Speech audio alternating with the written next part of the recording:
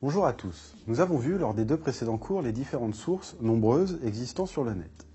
Avec la généralisation de la vidéo sur Internet, la tendance va à un partage des vidéos de chacun par tous, sans distinction. Le zapping est une pratique courante, la récupération de vidéos amateurs également, et la diffusion des vidéos d'autres médias se fait par tous les autres médias. Reprendre des vidéos est une forme d'aspiration de données. Il s'agit de reprendre une vidéo, de la partager et de la rediffuser. Nous allons apprendre dans ce cours comment le faire techniquement, quelles sont les méthodes les plus couramment utilisées et dans quel cadre juridique le faire.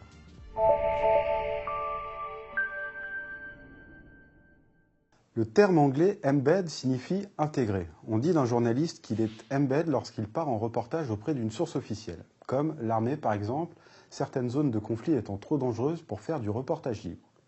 Le journaliste est alors intégré, c'est-à-dire qu'il reprend l'information que l'armée veut bien lui donner.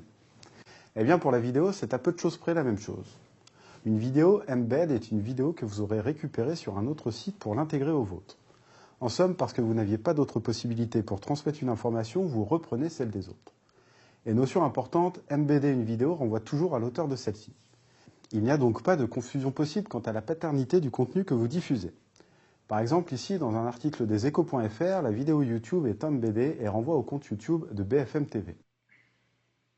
Maxime a 22 ans. Ce Français, qui se fait appeler Abou Abdillah. Reprendre l'information des chaînes de télévision est une pratique très courante pour l'actualité très chaude, nous l'avons vu en première semaine. Celle pour laquelle les médias Internet ne peuvent pas dépêcher de journalistes vidéo et de toute façon pour laquelle ce n'est pas le métier. Alors il s'agit de reprendre les vidéos des journaux télévisés. Mais intégrer une vidéo permet aussi et surtout d'étayer le propos. Dans cet exemple, un article de Rue 89 sur un robot dessinant aussi bien que les humains, 3 vidéos viennent en appui de l'article écrit. 2 au début et 1 au milieu. Au passage, l'utilisation de la vidéo semble ici incontournable, d'écrire le dessin d'un robot n'aurait pas suffi. Que ce soit en fin d'article, au début ou au milieu, vous devrez utiliser ce qu'on appelle le code embed. Le code embed, c'est le code d'intégration que vous ajouterez au back-office de votre site internet ou de votre blog. Il est représenté par ce pictogramme ou celui-ci. Cela dépend des lecteurs vidéo, mais en général, il est disponible en passant votre souris sur le lecteur et les options de partage apparaissent alors en haut de la fenêtre. Sur YouTube, ce code d'intégration se situe en dessous des vidéos dans l'onglet « Partager ». Si vous cliquez donc sur cet onglet, 3 options s'offrent à vous. Le partage via les réseaux sociaux, le partage par email et le partage par intégration. En cliquant sur Intégrer, le code embed apparaît déjà surligné. Il ne reste qu'à copier ce code puis le coller. Par exemple, je veux rédiger un article sur le Démocrate de l'Aisne pour Rue 89. Le Démocrate de l'Aisne est un hebdomadaire qui produit son journal selon des méthodes anciennes d'impression. J'ai jugé utile de réaliser une vidéo en plus de l'article écrit. Le linotype et la rotative, deux machines permettant d'imprimer un journal papier, sont très visuelles et bruyantes. Les filmer ajoutait un supplément d'âme au reportage. Dans le back-office Rue 89, je remplis donc les champs de titre, de chapeau et de texte. Pour intégrer la vidéo, je place mon curseur à l'endroit où je souhaite qu'elle soit visible, puis en cliquant sur le petit pictogramme représentant un clap vidéo, une fenêtre s'ouvre et c'est là qu'il faut coller le code embed que vous aurez récupéré au préalable sur le lecteur vidéo, ici YouTube.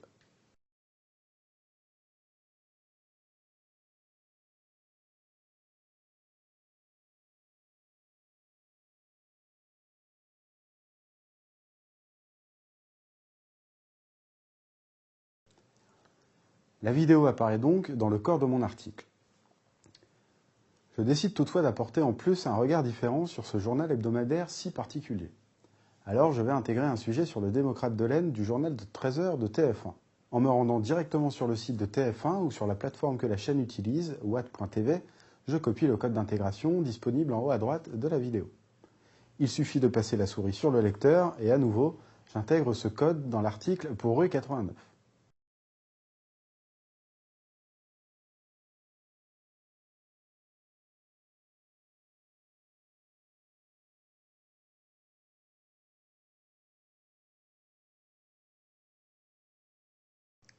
À noter enfin que si vous voulez sélectionner un simple extrait, il faut utiliser le site internet TubeShop. Très simple d'utilisation, TubeShop génère un code embed à partir d'une vidéo YouTube à laquelle vous aurez au préalable choisi un point d'entrée et un point de sortie. Cela vous permettra de choisir le passage souhaité si vous jugez que la vidéo que vous voulez choisir est trop longue.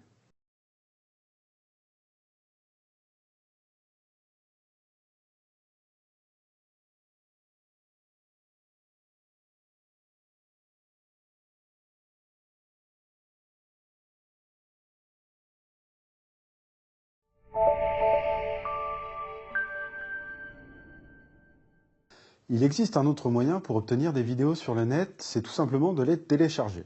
Il est effectivement possible de télécharger les vidéos présentes sur le net pour les obtenir en fichier physique sur votre ordinateur. Vous pourrez ainsi les intégrer à un montage, chose que ne permet pas le code embed. Ici, par exemple, j'ai réalisé un reportage sur Robin Gillet, un jeune graphiste ayant participé au WorldSkills, une sorte de concours pour les artisans. Je me rends à son studio graphique pour réaliser un court reportage, mais je n'ai pas d'image du WorldSkills. Robin me signale que des reportages effectués lors du concours sont disponibles sur la plateforme Vimeo. Sur Vimeo, en plus du bouton usuel de partage avec le code d'intégration, disponible ici en passant la souris sur le lecteur, il est possible de télécharger la vidéo.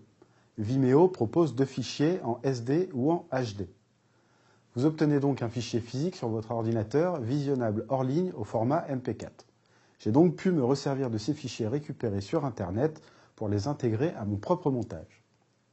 Pour récupérer des vidéos de YouTube, Dailymotion ou d'autres lecteurs vidéo, il vous faudra télécharger un petit logiciel.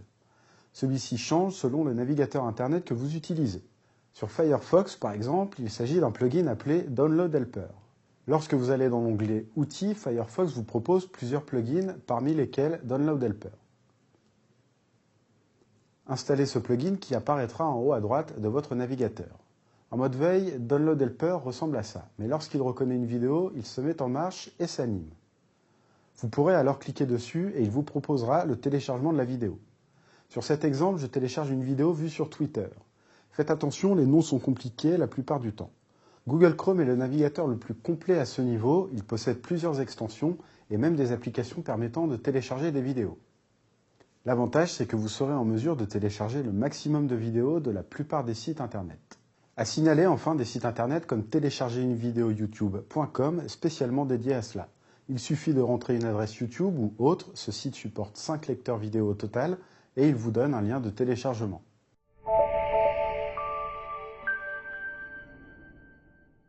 Internet est un gigantesque réseau de partage où le gratuit pour l'instant semble être la règle et le payant l'exception. En particulier en matière de vidéos sur le web, une évolution récente dans l'histoire de la diffusion de l'information, la loi n'avait pas vraiment prévu de cadre défini.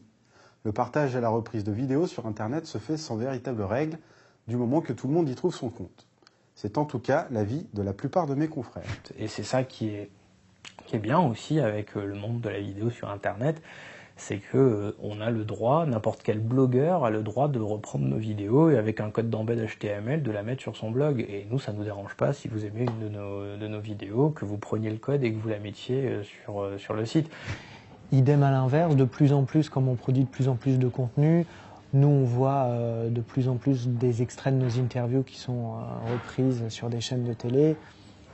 Bah c'est un peu un échange de bons procédés, c'est un accord un peu tacite. Nous on est très contents d'être pris chez eux aussi. Après voilà, il y a des règles quand même, il ne faut pas abuser non plus de ça. Et plus ça va, plus on essaie quand même de réaliser des accords avec les différents médias. C'est pas non plus le Far West, quoi. L'illustration absolue de cette règle tacite de partage vidéo est la vidéo amateur d'un braquage à Paris le 25 novembre dernier. Ici, le Figaro TV reprend des images BFM TV qui reprenaient elles-mêmes des images Europe 1, la station de radio ayant elle-même récupéré les images auprès d'un amateur. On se retrouve donc avec une vidéo amateur sur le site du Figaro et 2 logos, BFM et Europe 1. C'est à s'y perdre.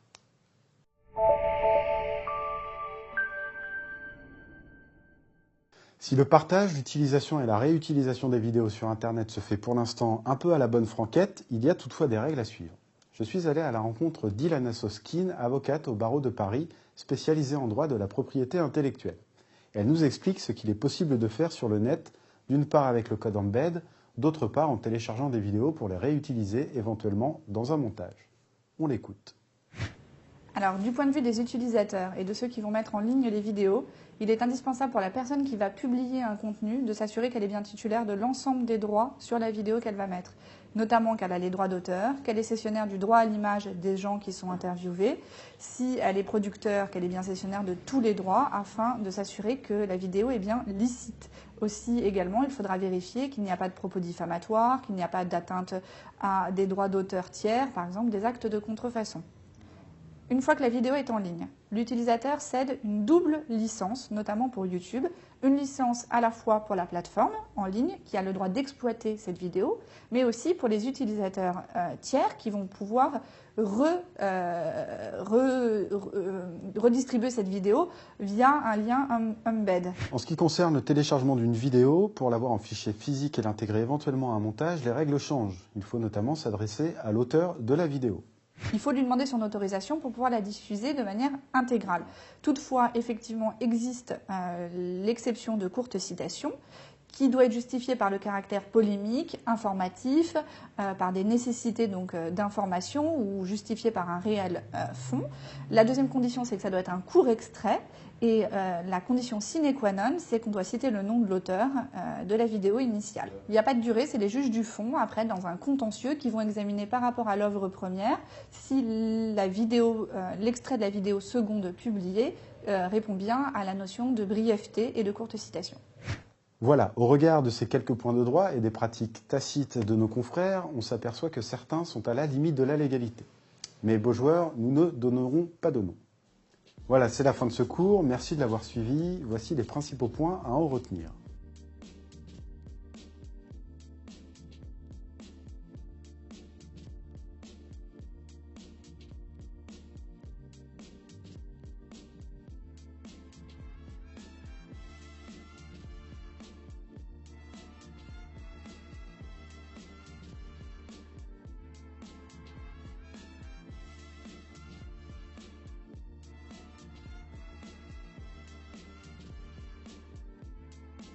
Demain, nous apprendrons comment bien utiliser les plateformes de partage vidéo. À demain!